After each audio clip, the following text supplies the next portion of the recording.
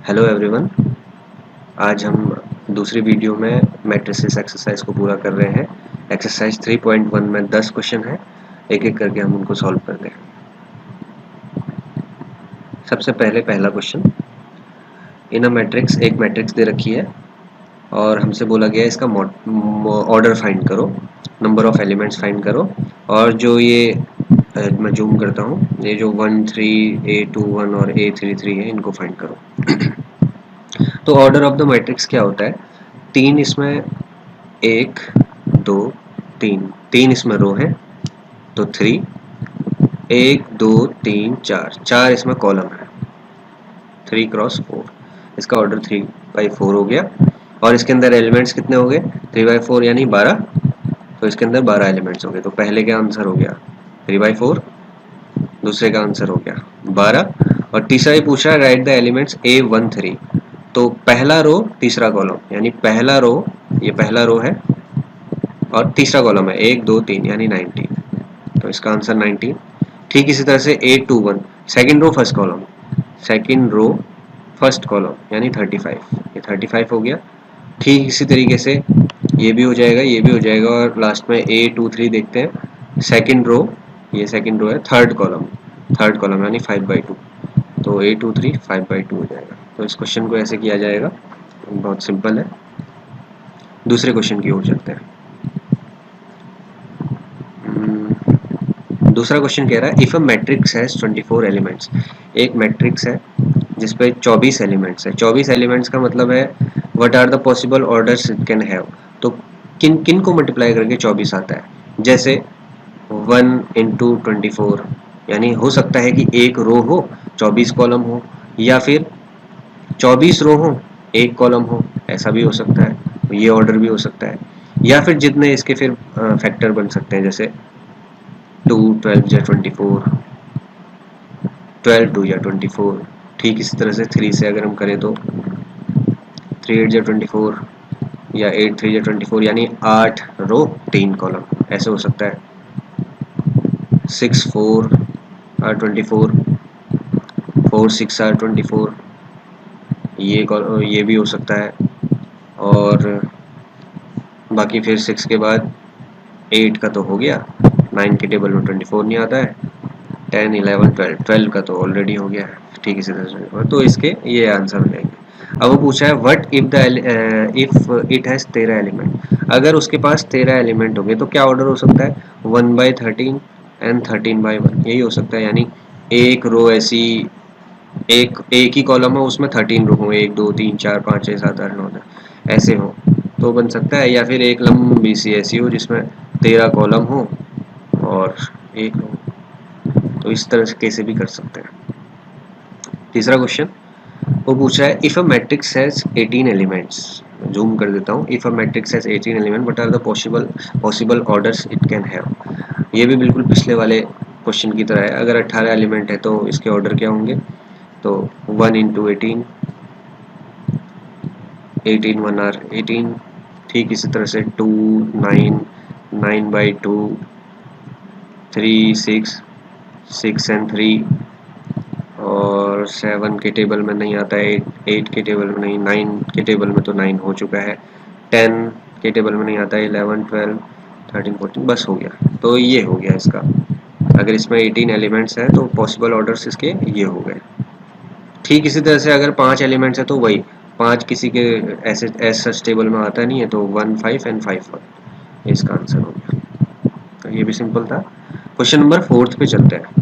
एक मैट्रिक्स बनानी है 2/2 की, यानी मेरे पास जो मैट्रिक्स बनेगी वो कुछ ऐसी बनेगी, 2 रो होंगे उसमें 2 कॉलम होंगे, 2/2, जिसमें अब उस वो मैट्रिक्स का नाम ए उसने बता रखा है और उसके एलिमेंट्स AIJ करके रिप्रेजेंट कर रखे हैं। तो हम बोलेंगे A11, ए फर्स्ट रो सेकंड कॉलम, ए सेकंड रो फर्स्ट कॉलम, ए सेकंड रो सेकंड कॉलम। तो इनकी जो ये वैल्यू है 1 1 2 1 1 2 and 2 2, इसकी वैल्यू ये जो फॉर्मूला है इसमें डाल देंगे तो हमारे एलिमेंट्स आ जाएंगे। जैसे इनमें से कोई भी एक क्वेश्चन में उठाता हूँ, जैसे पहला वाला, तो AIJ, और ये है I + J का स्क्वायर डिवाइड बाई 2। तो आई की जगह पहले हम, क्योंकि हमें पहला एलिमेंट ज्ञात करना है, तो 1 1 आई की जगह 1 रख देंगे, जे की जगह 1 रख देंगे, 1 + 1 की पावर 2/2 यानी 2 की पावर 2 यानी 4/2 यानी 2। तो एक अगर मैं एक मैट्रिक्स बना रहा हूँ ए नाम की, तो पहला एलिमेंट 2 आ गया। ठीक इसी तरह से 1 2 ए 1 2 यानी जो फॉर्मूला है, ये जो फॉर्मूला है इसमें आई की जगह 1 रखेंगे, 1 प्लस जे की जगह 2 रख देंगे, 2 की पावर 2/2 यानी 2 + 1 3 का स्क्वायर बाई 2 यानी 9/2। तो फर्स्ट रो सेकंड कॉलम में 9/2 आएगा। ठीक इसी तरह से ए 2 1 की वैल्यू आ जाएगी, तो y की जगह हम 2 रखते हैं और j की जगह 1 रखते हैं और स्क्वायर बाई 2 अगेन 9/2 आ गया ये भी सेम। और मतलब सेकंड रो फर्स्ट कॉलम यानी यहाँ पर 9/2 आएगा। और ठीक इसी तरह से a ये 2 2 है तो 2 2, तो दोनों की जगह 2 रख देंगे, i की जगह 2 j की जगह 2 डिवाइड बाई 2 होल स्क्वायर। इसको मैं ऊपर करता हूँ थोड़ा सा, होल स्क्वायर। तो ये हो गया 4/2, तो 16/2 यानी 8, तो यहाँ पर 8 आ जाएगा, ये इसका आंसर। तो जैसे ये है, ठीक इसी तरह से इस क्वेश्चन को भी कर सकते हैं। तो एक मैट्रिक्स बनानी है हमने 2/2 की, जो कि चलो इसको भी मैं करता ही हूँ, ये क्वेश्चन यहाँ पर करता हूँ। हमको दे रखा है aij = i/j, तो i की जगह 1 j की जगह 1, तो पहला रो पहला कॉलम, तो 1/1 यानी 1। तो ये जो मेरी मैट्रिक्स बनी है, मान लीजिए ये मेरी मैट्रिक्स है a = दिस, तो यहाँ पर तो 1 आ जाएगा। ठीक इस तरह से यहाँ पर ये है second first row second column यानी a 1 2, तो फॉर्मूले में रखेंगे हम i की जगह 1 j की जगह 2, तो 1/2 आ गया, तो ये चीज़ यहाँ पर आ जाएगी 1/2। ठीक इसी तरह से a21 second row first column, तो i की जगह 2 j की जगह 1 यानी 2 आ गया, तो ये आ गया अगेन 2। और फिर a22 second row second column, तो दोनों की जगह 2 2 रखेंगे, डिवाइड करेंगे 1 आ जाएगा, तो ये आ गया 1, तो ये बन गई। ठीक इसी तरह से हम थर्ड क्वेश्चन भी कर सकते हैं, वो कोई बड़ी बात नहीं। क्वेश्चन नंबर 5 में चलते हैं। एक मैट्रिक्स कंस्ट्रक्ट करनी है जो कि 3/4 ऑर्डर की है और जिसके एलिमेंट्स ये लिखे हुए हैं। तो आसान है ये भी। मान लीजिए कोई भी मैट्रिक्स है, सपोज ए नाम से, ये जैसे इसमें लिखा हुआ है ए, उसके जो एलिमेंट्स हैं वो जो भी होंगे वो 3/4 ऑर्डर के होंगे, यानी 3 रो होगी, उसमें 4 कॉलम होंगे। तो 3 रो होगी तो पहले 1 1 first row second column, first row third column, first row fourth column, क्योंकि 4 कॉलम है। ठीक इस तरह से second row first column, second row second column, second row third column, second row fourth column, third row first column, third row second column, third row third column and third row fourth column. ये हमारी matrix बन गई। अब इसकी जो values है इन पर रखनी पड़ेगी, जो हमारा फॉर्मूला है। जैसे फॉर्मूला दे रखा है half mod of -3i + j mod. तो मॉड में मतलब ये है कि जो अंदर अगर माइनस की वैल्यू होगी तो वो प्लस हो जाएगी। तो हम ऐसे करके ये क्वेश्चन करते हैं, जैसे 1/2 मॉड -3 × i की जगह 1 रखेंगे, क्योंकि हम अभी 1 1 की वैल्यू निकाल रहे हैं। तो 1 प्लस j की जगह भी 1 रखेंगे, क्योंकि ये j वाला पॉइंट भी 1 है। इस तरह से ये होगा, तो ये हो जाएगा 1/2 -3 + 1 मॉड 1/2 -2, और मॉड हटेगा तो +2 हो जाएगा वो, तो 2/2 = 1। तो ये आ जाएगा, ये जो मेरी मैट्रिक्स यहाँ पर बनाता हूँ मैं, इस मैट्रिक्स में पहला आ जाएगा 1। ठीक इसी तरह से 1 2 निकालेंगे हम। a12 की वैल्यू क्या आएगी इस फॉर्मूले में? ये जो फॉर्मूला है, ये वाला जो फॉर्मूला है, इस फॉर्मूले में i की जगह 1 रख देंगे, 1 प्लस j की जगह 2 रख देंगे, मॉड क्लोज। सॉल्व करेंगे 1/2 minus 3 plus 2 is equal to 1/2 mod के अंदर -1 आ जाएगा, बाहर आके जो कि 1 हो जाएगा, तो ये 1/2 हो गया। तो दूसरी जो वैल्यू आएगी वो 1/2 आएगी। ठीक इसी तरह से आगे बढ़ते हैं। अब 1/3 की वैल्यू निकालते हैं। ये जो 1/3 है यहाँ पर 1/3 की फॉर्मूला ये था 1/2 माइनस 3i प्लस जे मॉड क्लोज। तो 1/2 आई की जगह हम 1 रखेंगे इंटू 1 प्लस जे की जगह हम 3 रखेंगे 3 क्लोज। तो कितना हो गया 1/2 माइनस 3 प्लस 3। तो ये तो 0 हो जाता है, तो 0/2 0 ही हो जाएगा। तो ये जो थर्ड कॉलम है और पहला रो है इसकी जगह 0 आ जाएगा। ठीक इसी तरह से A14 निकालता हूँ। A14 वही फॉर्मूला है, उस फॉर्मूले में बस वैल्यू रख देता हूँ। I की जगह मैं 1 रखूंगा, J की जगह मैं 4 रखूंगा। सिंपल। इसको सॉल्व करूंगा तो आ जाएगा -3 प्लस 4 यानी 1 प्लस 1 आ जाएगा। तो ये 1/2 आ गया ये भी, तो ये भी 1/2 आएगा। तो इसी तरीके से हम इस वाले रो और इस वाले row second and third row का भी निकाल सकते हैं और आंसर आ जाएगा।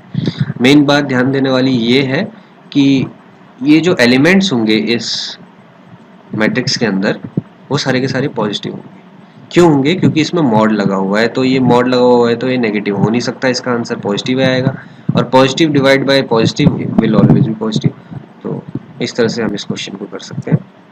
ठीक इसी तरह से सेकंड वाला क्वेश्चन भी आसान है, कोई ऐसा हार्ड एंड फास्ट नहीं। तो अगले क्वेश्चन की ओर चलते हैं, क्वेश्चन नंबर 6। अब वो बोल रहा है find the values of x, y and z from the following equation.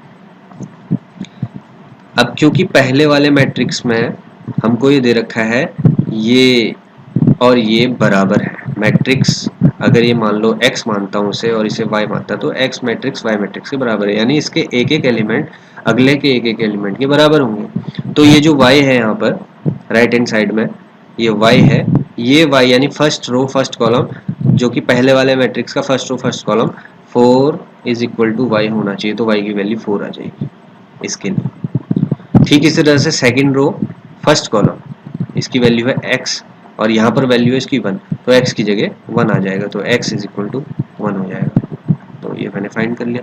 ठीक इस तरह से z की वैल्यू 3 है, z की वैल्यू 3 हो जाएगी। तो ये तो आसान था। सेकंड की ओर की तरफ को अगर हम बढ़ के देखें तो सेकंड क्वेश्चन कह रहा है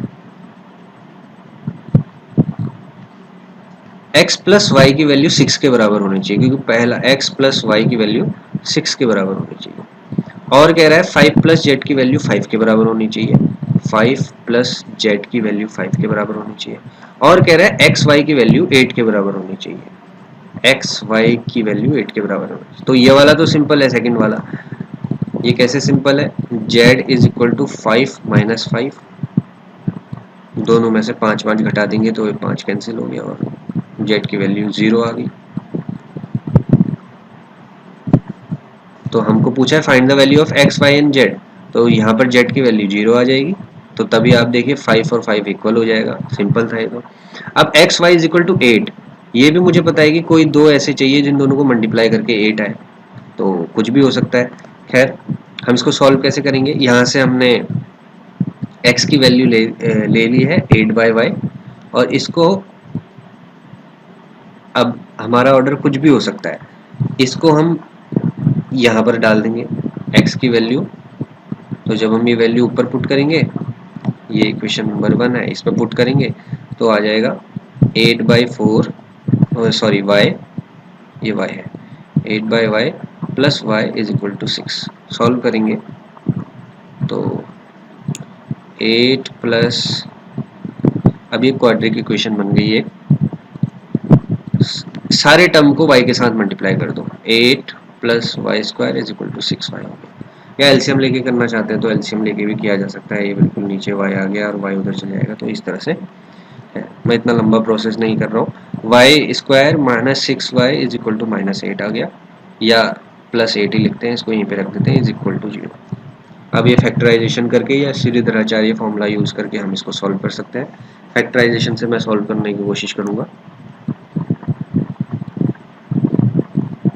-2y -4y plus 8 is equal to 0। तो 6 की जगह इन दोनों को जब हम सम करेंगे तो -6 आएगा। y कॉमन आ गया तो y -2, -4 यहाँ से कॉमन हम ले सकते हैं तो यहाँ आ जाएगा y -2 again is equal to 0। तो हमें पता है y -2 का एक फैक्टर बन गया और एक y -4 का फैक्टर बन गया 0 के बराबर। तो y की वैल्यू आ गई 2 एंड y की वैल्यू आ गई 4। तो y की दो वैल्यू आ गई यहाँ पर। इन दोनों वैल्यू को हम अगर आप यहाँ पर रखते हैं y की वैल्यू 2 और 4, ये इक्वेशन नंबर 2 मान लेते हैं इसे। अगर y की वैल्यू 2 जो कि यहाँ पर निकली थी, y की वैल्यू 2 एंड y की वैल्यू 4, अगर y की वैल्यू 2 हम इक्वेशन नंबर सेकंड में पुट करते हैं तो x की वैल्यू आ जाएगी 4, और अगर y की वैल्यू 4 पुट करते हैं तो x की वैल्यू आ जाएगी 2। तो ये आसानी से सॉल्व हो जाएगा।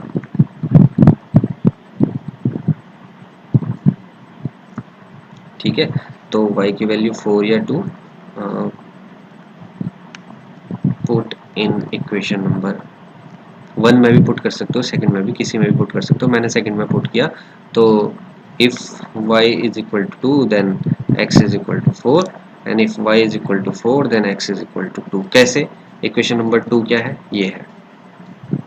और इसमें अगर आप ये देखिए, अगर इसमें आप x की जगह नहीं सॉरी y की जगह 4 पुट करेंगे तो x into 4 is equal to 8, तो x की वैल्यू 2 आ गई अपने आप। तो जब y 4 है तो x 2 है, सिंपल है। तो इस क्वेश्चन में जो ये ऊपर दे रखा था यहाँ पर 2 प्लस y की जगह 4 आ गया, या दोनों को मिला के 6 आ गया, और दोनों को 6 आ रहा है, हाँ 6 आ रहा है तो इक्वल है, 2 2 के बराबर इक्वल है। और z की वैल्यू तो हमने 0 फाइंड की थी तो 5 5 के बराबर है, और ये सही है इसका मतलब। तो इस तरह से हम फाइंड करेंगे। ठीक इसी तरह से हम ये क्वेश्चन भी कर सकते हैं, इसको करने की कोशिश करते हैं। x प्लस वाई, इसको मैं यहाँ सॉल्व करता हूँ, थर्ड पार्ट को मैं यहाँ पर सॉल्व करता हूँ, ब्लैक पेन लेता हूँ। अब उन्होंने बोला है x plus y plus z की वैल्यू तो 9 के बराबर है, x प्लस जेड की वैल्यू 5 के बराबर है एंड y प्लस जेड की वैल्यू 7 के बराबर है। तो कैसे सॉल्व हो सकती है? हम शफलिंग कर सकते हैं। जैसे इसको सॉल्व करने के अलग अलग तरीके हैं। वैसे तो हम ऐसा कर सकते हैं कि x प्लस जेड की वैल्यू 5 ऊपर रख सकते हैं। तो एक बार ट्राई करके देख सकते हैं, एक बार ट्राई करके देखते हैं। ये इक्वेशन नंबर 2 मान लेते हैं इसे, ये इक्वेशन नंबर 1 मान लेते हैं, ये इक्वेशन नंबर 3 मान लेते हैं इसे। तो 2 वाले की वैल्यू फर्स्ट में डालना है, put value of second in 1। अगर 1 में डालेंगे तो क्या आ जाएगा? x plus y plus z is equal to 9 था, तो x प्लस जेड की जगह 5 लिख देंगे, तो हमने 5 लिख दिया, बचा 5 plus y is equal to 9। तो y की वैल्यू अपने आप ही निकल के आ गई यहाँ पर 9 माइनस 5 यानी 4। अब जब y की वैल्यू 4 निकल के आ गई तो put this value in equation number third, put in third. तो 4 plus z is equal to 7, z की वैल्यू आ गई 3। अब y की वैल्यू 4 है, z की वैल्यू 3 है, put this in equation number 1। या तो 1 में पुट कर दो या सेकंड में पुट कर दो, बात एक ही है। तो हम इसको किसी में भी पुट कर सकते हैं। पुट इन सेकंड, तो x plus 3 is equal to 5, x की वैल्यू आ गई 2। हमें क्रॉस चेक करके भी अगर देखना चाहते हैं तो देख सकते हैं। x की वैल्यू है 2, z की वैल्यू है 3, y की वैल्यू है 4, तो 4 5 6 7 8 9 टोटल 9 आ रहा है। और पहले इक्वेशन में, या हम यहाँ पर देख सकते हैं 4 5 6 7 8 9, तो इसकी वैल्यू 9 आ रही है, तो सही है। तो x y z की वैल्यू हमने फाइंड कर दी। x की वैल्यू आ गई 2, y की वैल्यू 4 और z की वैल्यू शुरू में ही निकल गई थी, ये नहीं यहाँ पर निकली है 3। ये था क्वेश्चन नंबर 6। क्वेश्चन नंबर 7 की ओर चलते हैं। ये भी बिल्कुल पिछले वाले क्वेश्चन की तरह है, बस लीनियर इक्वेशन इन 2 वेरिएबल या 3 वेरिएबल हमें सॉल्व करना आना चाहिए। a माइनस बी की वैल्यू वो बोल रहा है -1 के बराबर है, एंड 2a माइनस बी की वैल्यू वो बोल रहा है 0 के बराबर है। तो ये तो सिंपल है, इसमें ज़्यादा कुछ करना नहीं है। b की वैल्यू हम पहली, इसको अगर मैं इक्वेशन नंबर 1 मानूं, इसको इक्वेशन नंबर 2 मानूं, तो हम यहाँ से लिख सकते हैं from equation number 2 2a minus b is equal to 0। यहाँ से हम 2a इज इक्वल टू, ये b उधर चले जाएगा तो b हो जाएगा, तो a की वैल्यू b/2 या b की जगह हम 2a लिख सकते हैं। पुट इन 1, इसकी वैल्यू पहली इक्वेशन में डालेंगे हम, तो क्या आएगा, a माइनस बी की जगह 2a लिखना है, 2a इज इक्वल टू -1, तो minus a is equal to -1, तो a इज इक्वल टू +1, तो a की वैल्यू +1 आ गई। अब a की वैल्यू +1 आई है, तो दूसरी इक्वेशन या दूसरी इक्वेशन से ही देख सकते हैं, a की वैल्यू अगर 1 है, यहाँ पर देखेंगे, मैं चेंज करता हूँ पेन, a की वैल्यू 1 है तो ये 1 की वैल्यू हम यहाँ डाल देंगे, तो क्या आ जाएगा, b जो है वो a का दुगना है, तो a अगर 1 है तो b ट्वाइस ऑफ a है, तो यानी b is equal to 2 into 1 यानी 2 हो जाएगा। तो वैल्यू निकल के आ गई, a की वैल्यू 1, b की वैल्यू 2। रही बात c और d की, इसमें भी हम एक एक इक्वेशन बना सकते हैं, तो मैं इसको यहीं पे सॉल्व करता हूँ। 2a plus c is equal to 5, क्योंकि ये सेकंड रो है, सेकंड कॉलम है, ठीक इसी तरह से ये भी सेकंड रो, नहीं sorry first row second column, ये भी फर्स्ट रो सेकंड कॉलम का एलिमेंट है, दोनों आपस में इक्वल करा देंगे तो एक इक्वेशन ये है। ठीक इसी तरह से एक इक्वेशन यहाँ से निकल सकती है, 3c plus D is equal to 30, तो इसको मैं इक्वेशन नंबर 3 और इसको इक्वेशन नंबर 4 मानता हूँ। अब थर्ड इक्वेशन कह रही है 2a plus c is equal to 5, a की वैल्यू मुझे पता है कि 1 है, तो यहाँ पर मैं वैल्यू पुट कर देता हूँ 1, यहाँ पर 2 इंटू ए की जगह मैंने 1 रख दिया, plus c is equal to 5, ये कलर चेंज करता हूँ मैं, 2 plus c is equal to 5, और c की वैल्यू आ गई 5 माइनस 2 इज इक्वल टू 3, तो c की वैल्यू 3 आ गई, सिंपल था। और अगर c की वैल्यू 3 है तो हम इस इक्वेशन में डाल देते हैं,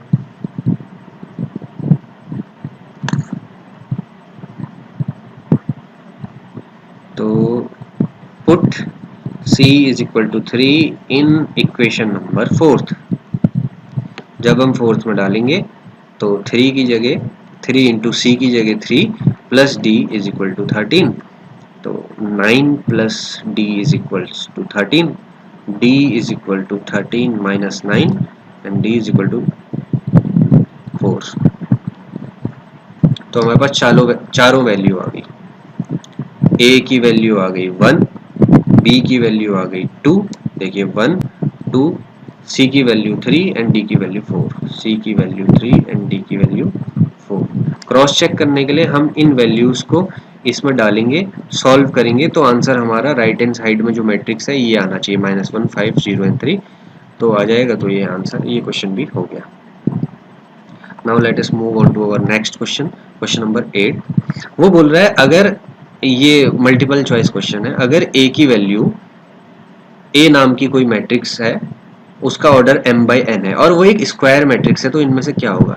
सीधी सीधी बात है, स्क्वायर मैट्रिक्स का मतलब है ये जो मैट्रिक्स बनेगी उसमें जितने रोज होंगे उतने ही कॉलम भी होंगे, तो number of rows should be is equal to number of columns. तो अगर रो को मैं m से डिनोट करता हूँ, कॉलम को n से डिनोट करता हूँ, तो m should be is equal to n, तो इसका आंसर होगा C। ये सिंपल है। ठीक इसी तरह से क्वेश्चन नंबर 9 देखते हैं, which of the following values of x and y make the following pair of matrices equal. हाँ, x और y की कौन सी वैल्यू, तो इन दोनों को इक्वल कराएगी। तो अब देखिए इसमें कॉन्फ्लिक्शन क्या है इस क्वेश्चन में। इसमें कॉन्फ्लिक्शन ये है कि यहाँ पर x की इक्वेशन दी है और बोला गया है कि 3x + 7 = 0, क्योंकि मैं इसको कंपेयर करूंगा इसके साथ, और ठीक इसी तरह से इसको कंपेयर करूंगा मैं इसके साथ। तो यहाँ पर आप देखिए 2 - 3x = 4। अब अगर मैं इसको सॉल्व करूं, इसको सॉल्व करके आ रहा है 3x = -7 एंड x = -7/3। बट अगर मैं इसको सॉल्व करूं, इसको सॉल्व करके आ रहा है 2 - 4 = 3x, और मतलब 3x = -2 एंड x = -2/3। दो वैल्यू आ रही है x की वैल्यू -2/3, x की वैल्यू -7/3। अब क्योंकि दो वैल्यू आ रही है तो ऐसा पॉसिबल नहीं है कि दो वैल्यू आनी चाहिए, क्योंकि अगर x की वैल्यू -7/3 हम इसमें डालें तो ये इक्वेशन खराब, ये 4 के बराबर नहीं आएगा। और अगर x की वैल्यू -2/3 जो कि मैंने ये वाले की मदद से निकाली थी, उसको ऊपर वाले में डालें तो ये 0 के बराबर नहीं आएगा। तो इसका मतलब x की वैल्यू ही आपस में कॉन्फ्लिक्ट कर रही है, तो x की वैल्यू तो फाइंड होगी नहीं। पहले, दूसरे और तीसरे ऑप्शन में x की कुछ ना कुछ वैल्यू दे रखी है, तो ये गलत है। तो इसका मतलब नॉट पॉसिबल टू फाइंड इसका आंसर होना चाहिए।